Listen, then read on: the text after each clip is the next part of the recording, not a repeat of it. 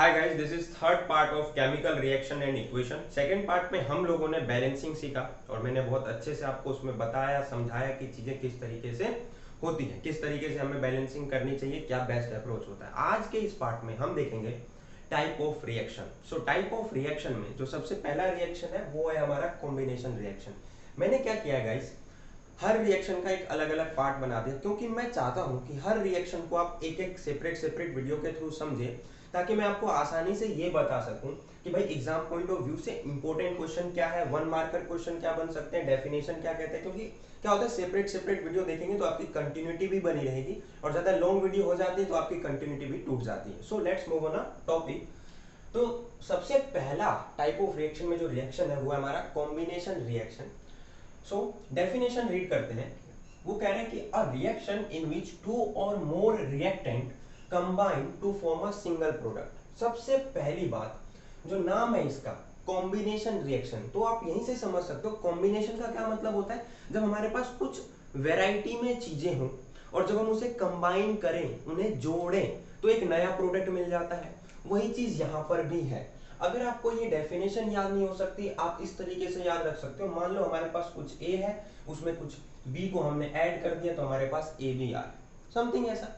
अब आप कहोगे कि सिर्फ दो ही कंपाउंड को ही क्या हम जोड़ सकते हैं, क्या दो ही एटम को हम जोड़ सकते हैं, क्या दो ही आयन को हम जोड़ सकते हैं। मैं दो कंपाउंड, दो एटम या दो आयन इसलिए कह रहा हूं क्योंकि वीडियो के स्टार्टिंग वाले पार्ट में हमने समझा था कि रिएक्टिंग स्पीसीज आपस में रिएक्ट करते हैं। रिएक्टिंग स्पीसीज या तो आयन्स हो सकते हैं, या तो हमारे पास कंपाउंड हो सकते हैं, या तो एटम हो सकते हैं। ठीक है। सो एग्जैक्टली यहां पर ये कह रहा है कि दो या दो से अधिक, ये नहीं कह रहा सिर्फ दो हो सकते हैं, दो या दो से अधिक रिएक्टिंग स्पीसीज यानी मॉलिक्यूल्स हो, एटम हो, आयंस हो, कंपाउंड हो, वो आपस में रिएक्ट करेंगे तो सिंगल प्रोडक्ट बनेगा। क्या बनेगा? एक सिंगल प्रोडक्ट बनेगा। याद रहे, प्रोडक्ट हमेशा सिंगल बनेगा। अब थोड़ा सा इसको कैसे आता है, वन मार्कर क्वेश्चन में आपसे ये पूछा जा सकता है कि कॉम्बिनेशन रिएक्शन को और किस नाम से हम जान सकते हैं। सो विच इज सिंथेसिस रिएक्शन। क्यों भाई? सिंथेसिस का क्या मतलब है? सिंथेसिस का मतलब है प्रिपेयर करना, कुछ चीज बनाना। फोटोसिंथेसिस पढ़ा है भाई, प्रिपेयर करता है प्लांट अपना फूड। सो ऐसे ही कॉम्बिनेशन रिएक्शन जो है वो सिंथेसिस रिएक्शन होता है। ठीक है ना। नाउ एग्जांपल के थ्रू अगर मैं आपको समझाऊं तो डेली लाइफ में एक ऐसा कंपाउंड जिसे हम हर रोज कहीं ना कहीं यूज करते हैं, which is H2O, water. Water कैसे बनता है? जब हाइड्रोजन मॉलिक्यूल्स और ऑक्सीजन मॉलिक्यूल्स आपस में क्या होते हैं, कंबाइन होते हैं, तो हमें H2O मॉलिक्यूल्स मिलता है। ठीक है। तो यहां पर मैंने इसको बैलेंस नहीं किया, आप बैलेंस कर लोगे, डायरेक्टली मैंने लिख दिया। ठीक है। पर एग्जाम में आप बैलेंस जरूर कर देना, आप बैलेंस नहीं करोगे मार्क्स कट जाएंगे। सो बैलेंस लिख लो ना। एक और डेली देखते हैं भाई, हम हर जगह देखते हैं कोई ना कोई चीज बर्न कर रहा होता है। तो सिंपल वे में देखिए, अगर हम कोयल बर्न करते हैं, कोई वुड बर्न किया हम, तो वो क्या जनरेट करेगा? देखो दो चीज, एक कार्बन जनरेट करता है। जब ये कार्बन इन्वायरमेंट में मौजूद ऑक्सीजन के साथ कंबाइन होता है तो CO2 बनाता है, एक ग्रीन हाउस गैस बनाता है। चीज ये क्या है? एक green house gas. Green house gas का क्या मतलब है? एक ऐसा गैस जो अर्थ के टेम्परेचर को इंक्रीज कर देता है। याद रखना, ये पॉइंट बहुत बार आता है एग्जाम में, कॉम्पिटेटिव एग्जाम्स में पूछा जाता है। ठीक है। तो ये याद रखना, ग्रीन हाउस गैस है जिसका मेन काम क्या होता है भाई, अर्थ का जो हमारा एटमॉस्फेयर है उसका टेम्परेचर इंक्रीज कर देता है। So that's all. Combination reaction बहुत सिंपल था। Now exam point of view में दो चीजें मैंने मेंशन करी, विच इज क्विकलाइम एंड स्लिकलाइम। बहुत बार डायरेक्ट फॉर्मूला आता है भाई, क्विकलाइम क्या होता है, स्लिकलाइम क्या होता है, फॉर्मूला क्या होता है, इसका कंपाउंड का नेम क्या होता है, तो कैसे बनता है, ये बहुत सारी चीजें। और एक जो इंपॉर्टेंट क्वेश्चन है, मुझे ये बताइए कि भाई हम घर वगैरह में जो व्हाइट पीओपी करते हैं, है ना भाई, वो कौन सा कंपाउंड होता है? बहुत बार पूछा जाता है, तो मैं 1 to 1 आपको समझाता हूँ।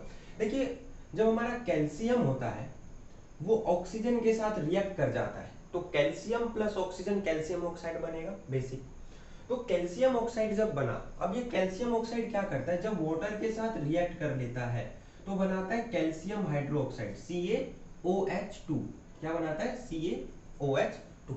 This is calcium hydroxide. नाम लिख देता हूं मैं, कैल्शियम हाइड्रोक्साइड। एंड ये क्या है? Calcium oxide.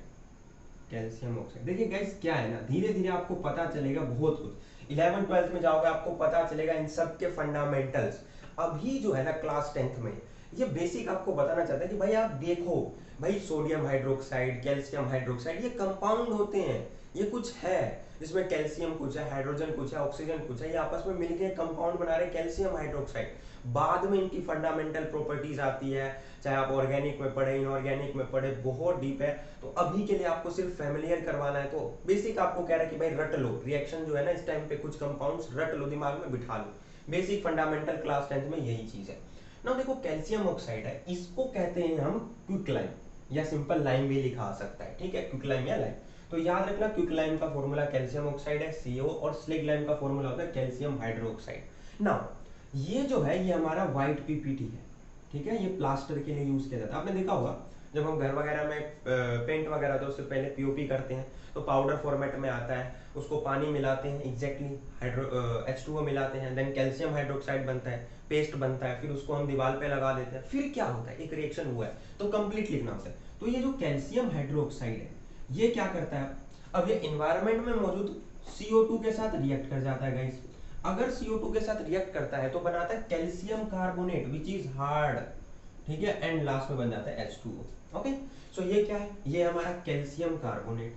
अब इसके बारे में आप तो बहुत अच्छे से पढ़ोगे एसिड बेस एंड साल्ट में, calcium oxide, sorry calcium oxide नहीं, कैल्शियम कार्बोनेट, कैल्शियम कार्बोनेट, ठीक है। तो ये याद रखना है, बाद में जो दीवार वगैरह पे देखते हैं ना चूना सा बन जाता है बहुत हार्ड, उसे बोलते हैं calcium carbonate. So I think आपको समझ में आ गया होगा। मिलते हैं नेक्स्ट पार्ट में नए रिएक्शन के साथ। तो चैनल को सब्सक्राइब कर देना, वीडियो को लाइक कर देना और कमेंट करना कि वीडियो कैसा लगा।